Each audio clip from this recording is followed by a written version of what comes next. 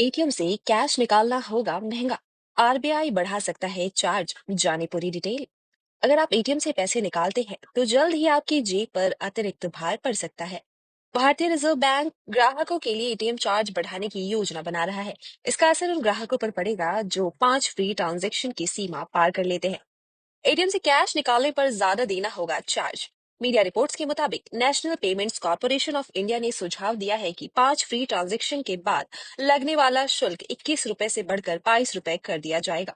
इसके अलावा ATM interchange charge में भी इजाफे की बात हो रही है। एटीएम इंटरचेंज चार्ज क्या होता है? जब आप अपने बैंक के अलावा किसी अन्य बैंक के एटीएम से पैसे निकालते हैं तो आपके बैंक को उस एटीएम के मालिक बैंक को चार्ज देना पड़ता है। इसे इंटरचेंज चार्ज कहा जाता है। बैंक यह शुल्क आमतौर पर ग्राहकों से ही वसूलते हैं। एनपीसीआई ने इस शुल्क को भी बढ़ाने की सिफारिश की है। ग्रामीण और शहरों में बढ़ेगा खर्च। यह बदलाव सिर्फ महानगरों तक सीमित नहीं रहेगा बल्कि छोटे शहरी और ग्रामीण इलाकों में भी लागू होगा। बैंक और व्हाइट लेबल एटीएम ऑपरेटर्स इस प्रस्ताव को मानने के लिए तैयार है। भारतीय रिजर्व बैंक ने इस विषय पर एक कमेटी भी गठित की थी जिसने बैंकों की लागत का आकलन करने के बाद यह सिफारिश की थी। बढ़ती लागत की वजह से लिया जा सकता है फैसला।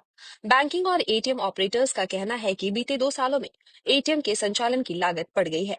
महंगाई, उच्च ब्याज दरें, नकदी प्रबंधन खर्च और अन्य लागतें बढ़ने के कारण बैंकों को अतिरिक्त बोझ उठाना पड़ रहा है। ग्राहकों को ज्यादा पैसे खर्च करने होंगे। हालांकि इस मुद्दे पर अभी आरबीआई और एनपीसीआई की ओर से कोई आधिकारिक बयान नहीं आया है।